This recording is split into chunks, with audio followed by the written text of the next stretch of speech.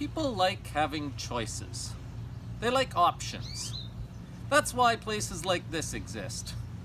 Costco exists so that you can go in there and say you want to buy cheese, and you can buy 28 different types of cheeses instead of just one. Options are good to most people. And so people try and keep their options open all the time in every area of their life. That's certainly true spiritually as well, and it has been for thousands of years. In fact, back in 1 Kings chapter 18, we're introduced to a group of people who are keeping their options open. A man by the name of Ahab has just become the king of Israel, and he's married a Phoenician princess by the name of Jezebel. The Phoenicians worshipped a god named Baal, and this god was the god of fertility. He was the god that could give you children and good crops, and he looked after things like that. And she brought that god with her to the kingdom of Israel. You would expect that maybe God's people, when they heard about this, would rebel. They had been told for a long time that they only had one God, but one God doesn't seem as good as maybe two gods to most people who are trying to keep their options open. They remembered the God of their forefathers. They remembered the God of Abraham, Isaac, and Jacob, and they still worshipped him, but the thinking seemed to be that if that God was good, maybe adding another God would be better. And then we'd have more options, and we'd have better chances to have crops and children and everything else. And so Baal worship flourished in the kingdom of Israel in the year 850 BC. It's at this time that the prophet Elijah runs away for a while. In fact, Baal worship became so important to people that they started to forget a little bit about the God that they had worshipped before and their prophets. So Elijah runs away. But at the start of chapter 18, he comes back. And at the start of chapter 18, he comes back to teach the people what they need to know. He comes back with a challenge. And he comes back to straighten out their thinking about their godly options. If you have a Bible, I'd like you to turn to 1 Kings chapter 18. We're going to read several passages in here, but the story starts, and we've got to imagine the story if we're going to understand it well. So use your imaginations. This incident takes place on Mount Carmel. Mount Carmel is a mountain range between the Mediterranean and the mainland of Israel, one of the highest points along that section. And Elijah has had enough of what's going on around, so he has called up Ahab, and he has challenged the people. He said, I want you to meet me on Mount Carmel, and here's what I want you to do. I want you to bring 450 of the prophets of Baal, and I want you to meet me up there. So imagine the scene. The king and his entourage are up on this mountainside. The prophets of Baal have shown up, and they've built an altar to their god. The people of Israel have shown up to see this contest and to see what's going to happen, because Elijah is worth following around still. And so they begin up on the mountainside, and Elijah says this to them. He gathers all of Israel, and he says in 1 Kings chapter 18 verse 21, it says, Elijah went before the people and said, how long will you waver between two opinions? If the Lord is God, follow him. But if Baal is God, follow him. I like Elijah's challenge to the people here, and I like it simply because he doesn't want them to have options. He wants to underline to them that they can't have options. They can't serve both. You're going to have to serve one or the other. Interestingly, when he offers and issues this challenge, he sounds a lot like a guy named Joshua, who offered and issued a similar challenge to the people of Israel many years before. When Joshua stood up and said, choose you this day whom you're going to serve, the people said, we will serve God. He got the right response right away. It's interesting in this passage when Elijah says, if God is the one you should follow, follow him. But if Baal is God, follow him. And the next line says, but the people said nothing. Imagine the scene. You're up on the mountain, the king is there, everybody's gathered, all these people are ready to see what's going to happen, and nobody will decide what to do. They don't know whether they want to serve the God they've always served or whether they ought to continue to try and serve Baal. They don't have an answer. They want to keep their options open. Again, it's not a unique circumstance in spiritual things. In fact, just this morning, I was looking on Twitter, and I got a new follower on Twitter, a guy from Sierra Leone, believe it or not. So I was looking at who this person was and what he was about and why he might follow me. Why would some guy from the other side of the world follow me? Well, I assume it's because he found some videos or he saw something spiritual that he liked or whatever. His biography says that he's a God follower. So that was kind of interesting. That was kind of nice. But as I scrolled through his timeline and I looked at the things he posted, it was sort of strange. He claimed to be a God follower, but yet he had all these pictures with foul language and swearing in it. He had this nasty note in there about how much he hated his ex-girlfriend, and I mean, it was just all this vile, foul sort of stuff, yet he claims and quoted scripture over and over in there as well. It was a mix of the spiritual and the unspiritual. That's how most people want to approach things of spiritual nature these days. They want to approach them having options. I want to go to church, but I want to sort of still be who I am. I want to be, I want to have good favor with God, but I still want to talk and act and be the way I want to be. We like thinking we can have options. But Elijah, again, draws a line in the sand and says, there are no options. Either you are going to follow God or you're going to follow Baal. Either you're going to be in or you're going to be out. Either you're going to do what God asks or you're not. A guy I read one time said that anything less than all in is not a commitment. And that makes sense, doesn't it? Anything less than all in isn't a commitment at all. Think about marriage for a moment. Marriage only works because you're actually committed. You're all in. As soon as one person in the marriage starts thinking that they don't have to stay there, this isn't their only option, then the whole thing starts falling apart. It's interesting that marriage is often the picture that God uses when he talks about the kind of relationship that he wants to have with his people. Marriage is the illustration. You might remember back in Exodus chapter 20 when God gave the people the 10 Commandments. He said, "You shall have no other God before me." Do you remember what he said after that? In that little paragraph, he says, "For I am a jealous God."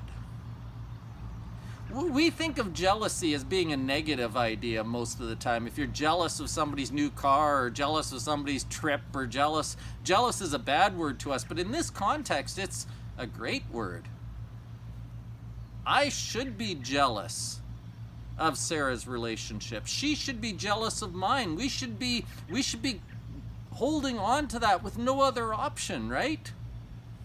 God says, I am a jealous God. You cannot have other gods. You cannot have options. It's either me or no one. And that's the challenge that Elijah issues to the people. Choose God or choose Baal. You can't do both. And so I like that reminder today, because I think lots of people think you can stand in both places. You can do what you want to do. You can choose anything you like and all things, no matter what it is. You just choose based on the circumstance. But Elijah says that's not the way it looks. You get a choice. And you get to choose what story you're going to tell. But you have to choose one or the other. So that's the beginning of the events on Mount Carmel, and interestingly, the people and the king of Israel, none of them stand up. They all just stay quiet. They don't know what to do. And so Elijah goes on, and here's the event that takes place. He says to them in verse 22, he says, I'm the only one of the Lord's prophets left, but Baal has 450 prophets. Get 2 bulls for us. Let them choose one for themselves, and let them cut it in pieces and put it on the wood, but not set it on fire.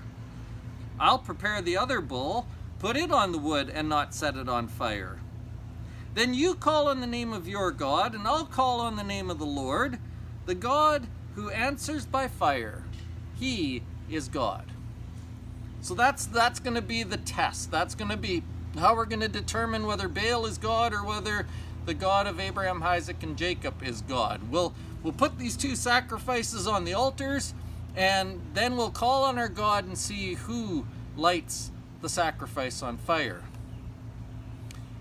Elijah suggests that maybe the Baal prophets should go first, and so they do. And they start early in the morning. They start pleading with their God, and they start praying to him, and they start dancing around the sacrifice, and they're asking Baal to do something.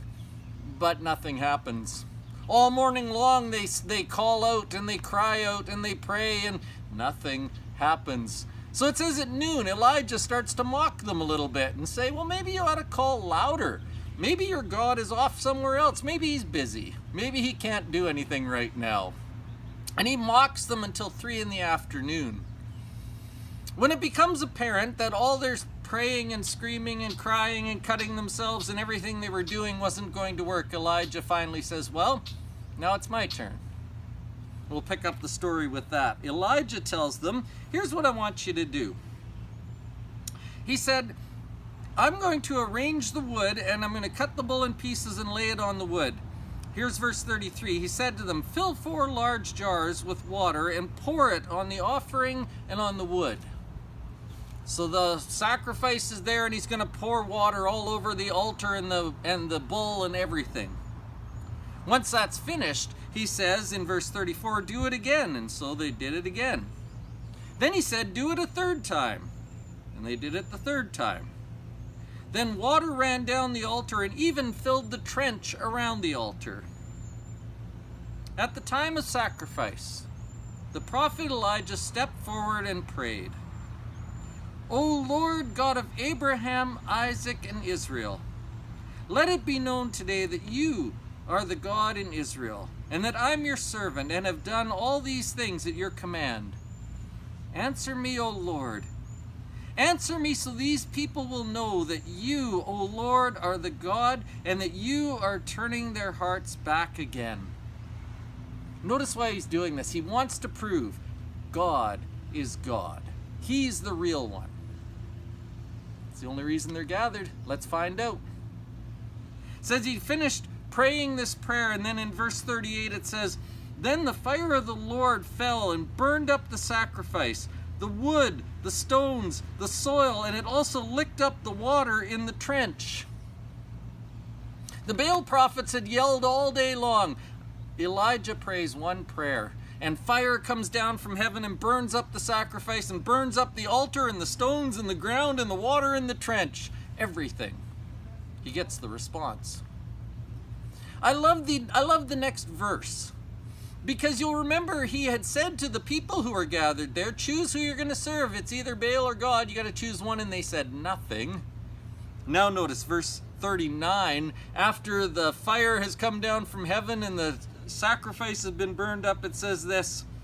When all the people saw this, they fell prostrate and cried, the Lord, he is God. The Lord, he is God. There was no question anymore. They were out of options. They had no other option. There is only one option. The Lord. He is God.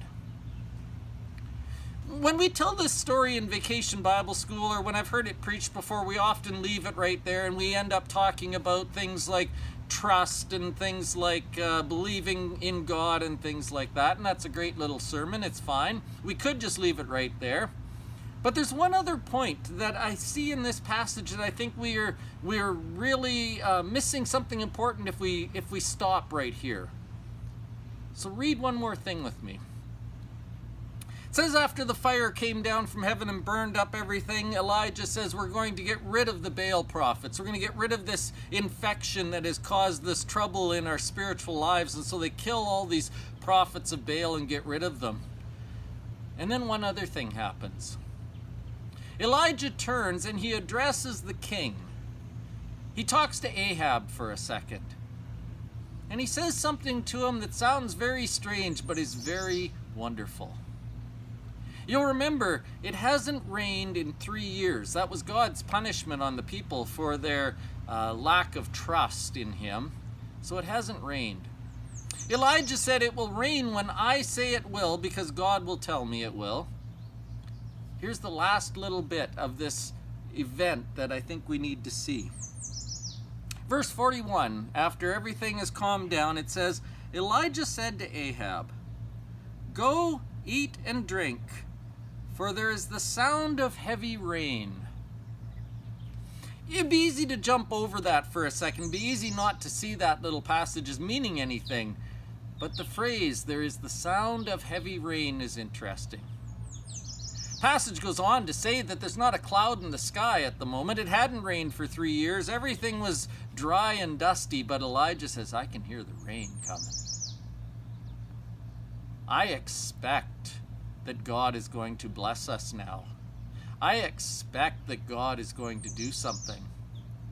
If you read the end of 1 Kings 18, you'll know that Elijah then goes and prays, and he continues to pray and pray until the rains actually come, and it rains so hard they can barely get down the mountain. But I love that he says, "For the sound of heavy rain is coming." He has an expectation that God isn't just going to leave them, that God isn't going to let them go. He expects that God is going to do something wonderful with them. I've often said that I think the two key ideas of our faith are trust and expectation. I think lots of times we talk about the trust part, and we talk about that at funerals, and we talk about that when people get sick, and we talk about it when we start to pray, and we talk about trust quite a bit. We sing about trust a lot. But I think we need to talk more about expectation. Because if we don't expect anything to happen, nothing will happen. Not because God can't do it, but because we will be the stopping point. We will hinder it from happening.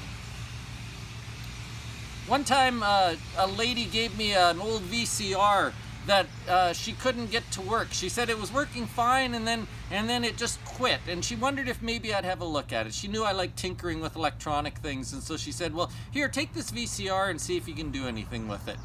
So I brought it home, took it out into the garage, and I took the 4 screws out that kept the cover on the top, and I pulled the cover off and looked inside, and here inside, a VCR tape had broken, and the tape had wound itself all around everything. So all I did was pull the tape out, put the cover back on, shoved the new VCR tape in, and away it went. There was nothing to fixing it. All I had to do was take the top off and look. Anybody could have looked and seen what the problem was, but she was ready to throw it out simply because she thought, "I can't fix this thing." When we expect that nothing will happen, when we don't think we can do anything, then nothing gets done. It never will. God works through us. And so I love what Elijah says there. He says to Ahab, "Okay, we've sorted out who God is, and now guess what? I think I can hear the rain. I expect it's going to rain. God is going to send something for us." I love his expectation, and I love that we need to get that back in the church. We need to get that back in our own lives, that we expect something good to happen. Something, God is at work somewhere. God is going to do something. All we've got to do is trust and expect that. I love the story of Elijah in 1 Kings chapter 18. I love this story of his contest. If you know the rest of the story, you'll know that Elijah has some ups and downs in his faith, but God is always working on him, and every time he runs away or gets scared, God brings him back and says, "Elijah, keep trusting and keep expecting. I'm in charge. I am the only God. I am the one who's looking after you. Elijah, hang on. Keep trusting. Keep expecting." This passage and this idea, this sort of thought comes all the way through the Word of God. Keep trusting and keep expecting. One of the places we see that is up in the New Testament. One of my favorite verses comes from Galatians chapter 2. In Galatians chapter 2, Paul is writing to the churches of Galatia, and he tells them how he sees his life. And he sees it this way. Galatians chapter 2 verse 20 says, I've been crucified with Christ. He says, I've been crucified with Christ, and I no longer live, but Christ lives in me. That's Paul's level of trust. He says, I know that Jesus died on the cross for me. I know that he paid for my sins. I know that he bought me a new life through my death, burial, and resurrection and baptism. I know that I am saved. And so now I believe that I am living the life with Christ. It says, I've been crucified with him. It's like my old person is gone, and it's no longer I that live, but Christ lives in me. It says, I've been crucified with Christ, and I no longer live, but Christ lives in me. The life that I live in the body, I live by faith in the Son of God, who loved me and gave himself for me. That's Paul's trust level. He says, I trust God so much that I'm not even thinking about my own life anymore. I crucified my old life with Christ. I'm living the new life now, both here, and I'm expecting one in eternity. That's his expectation.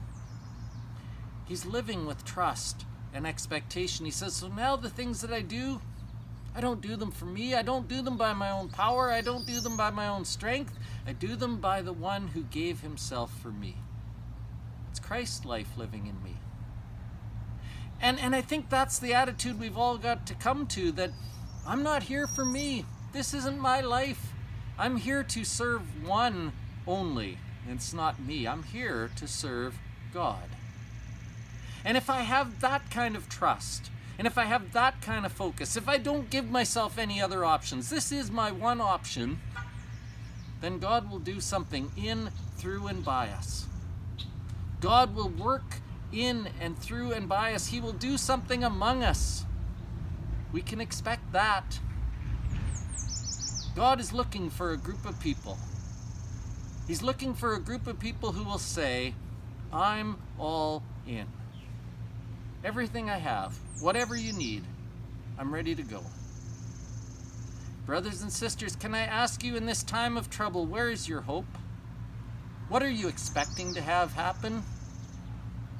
If our hope is in God, then we can expect to be cared for and looked after. We can expect good things to happen, even if it isn't here, even if it's eternally good things.